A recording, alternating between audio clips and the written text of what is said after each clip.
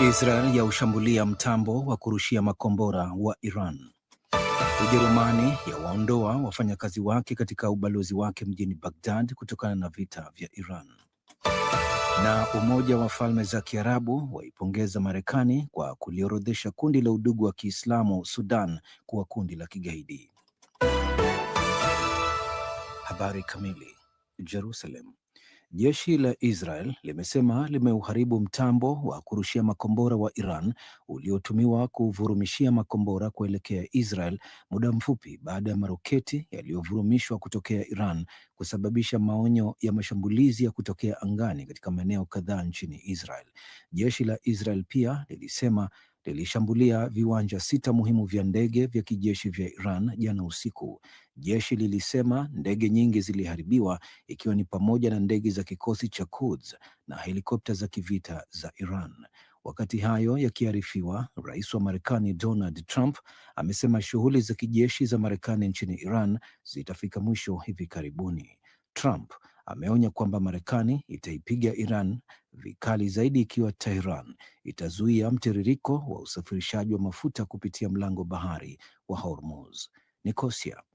Ujerumani imewaondoa wafanyakazi wake kwa muda katika ubalozi wake katika mji mkuu wa Iraq, Baghdad, kwa sababu ya vita vinavyohusisha Iran.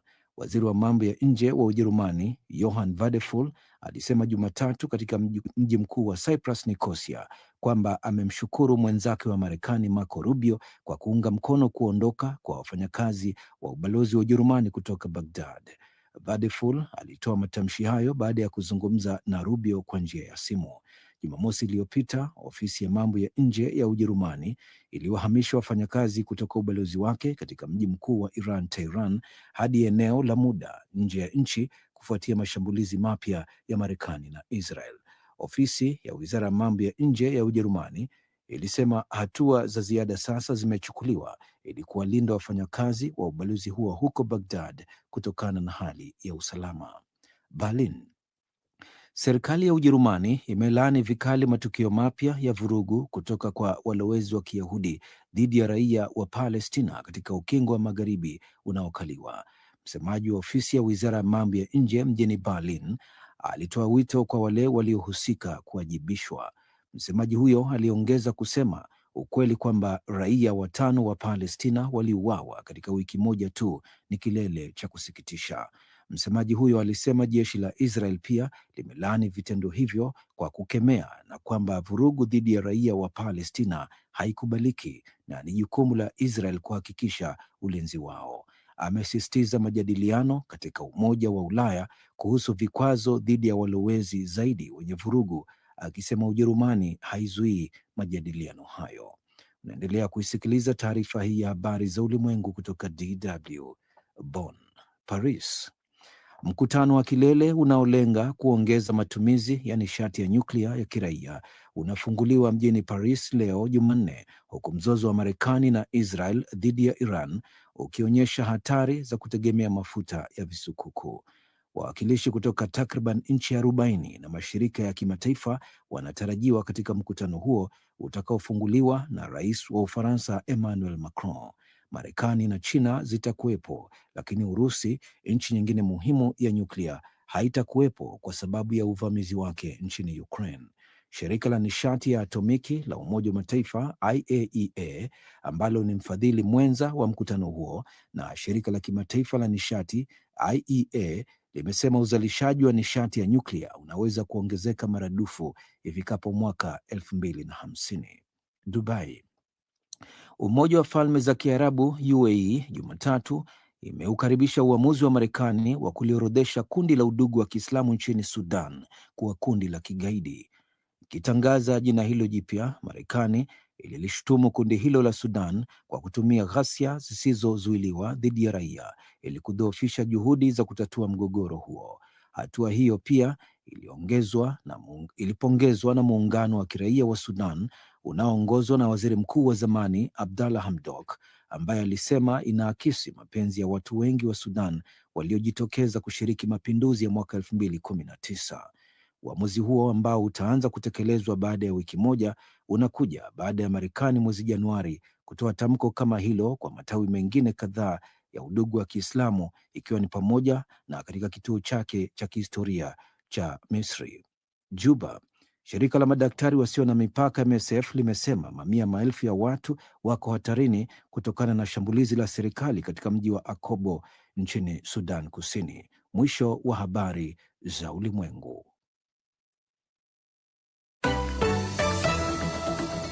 DW Dunia Yetu leo asubuhi.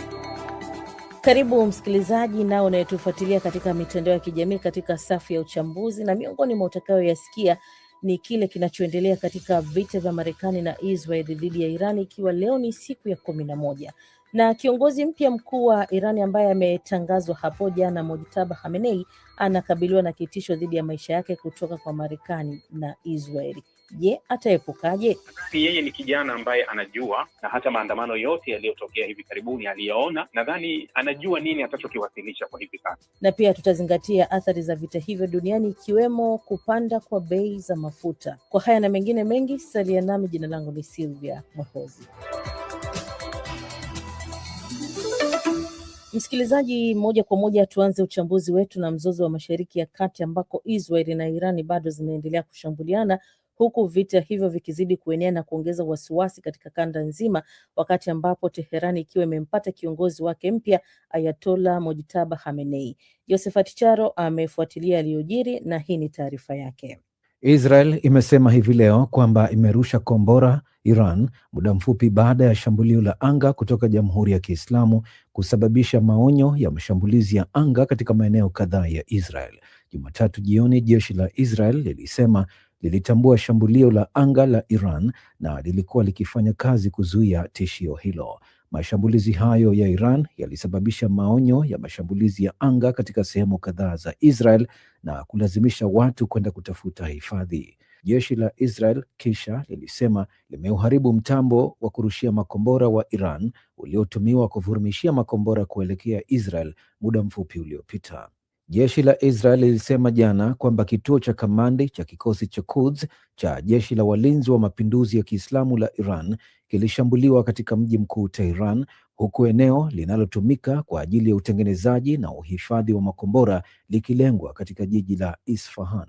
Jeshi lilisema ndege za kivita za Israel pia ziliyashambulia maeneo mengine katika eneo linalozunguka mji wa kusini wa Shiraz na kuongeza kuwa mashambulizi hayo yamekamilika.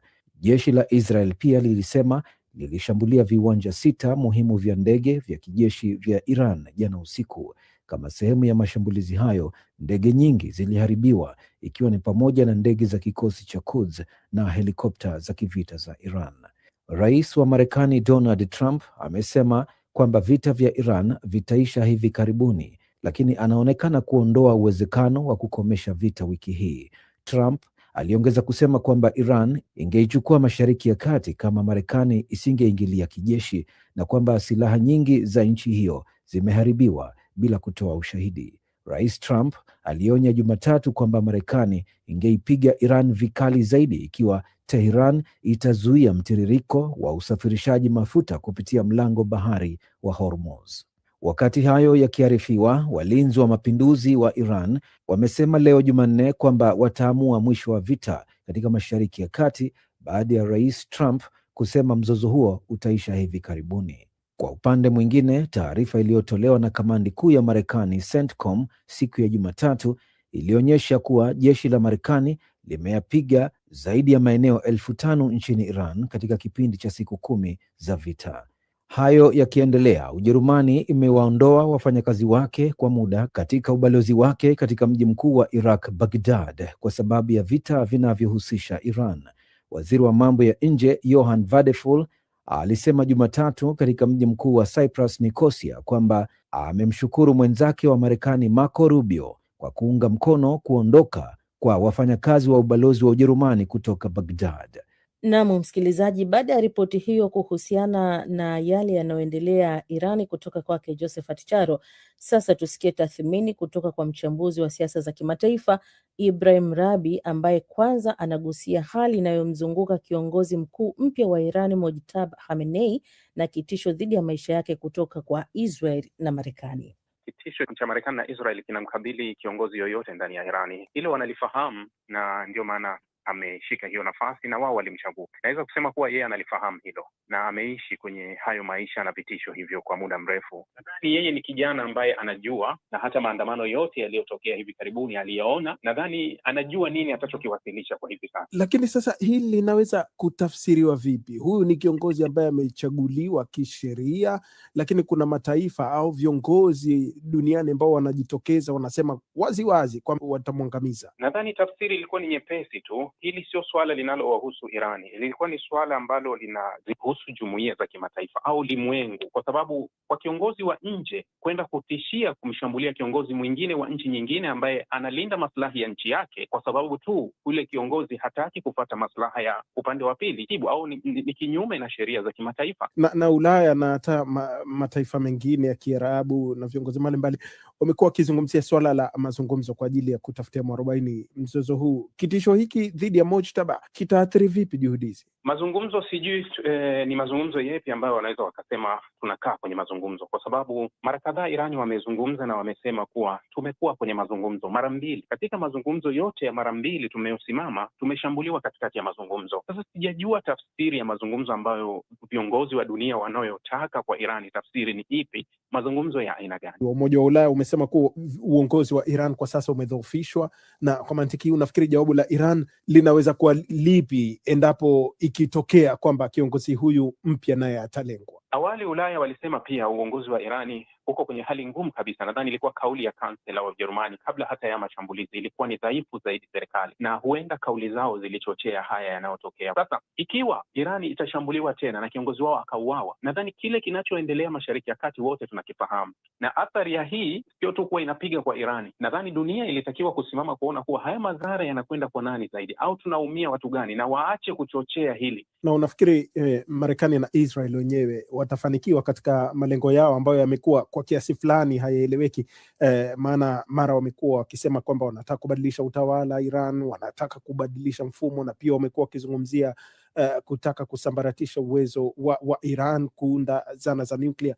Watafanikiwa katika yote haya? Bila shaka hii ni moja ya vita ambayo wachambuzi wengi duniani wanakubaliana kuwa ni vita ambayo haikuwa na malengo. Ndio maana tunaona mabadiliko ya kauli za viongozi wa ngazi za juu, hasa Marekani, kwa sababu huwezi kubadili utawala wa nchi yoyote kama hujaweka buti ardhini. Sioni kutimiza malengo ya Marekani na Israel, ila naweza nikaona kuwa Irani baadaye watakuja wakae kwenye meza na kujaribu kufikia makubaliano na Marekani na washirika wake. Na unafikiri haya yanaweza kudumu kwa muda gani? Maanake vita vya Urusi na Ukraine vilianza hivi tu na sasa hivi vimeingia mwaka wake wa 5.